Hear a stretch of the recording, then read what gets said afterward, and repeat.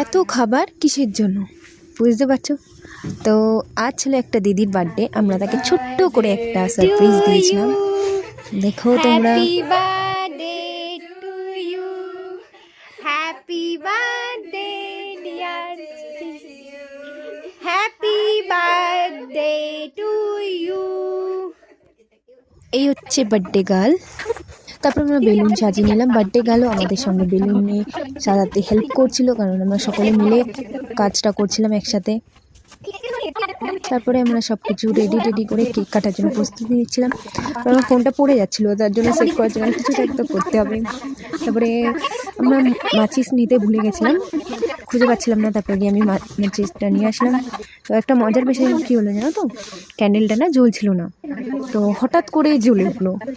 আমরা বুঝতে পারছিলাম না জ্বলছিল না কেন, হঠাৎ করে জ্বলে উঠলো। দেখবে, দেখো এক্ষুনি জ্বলে।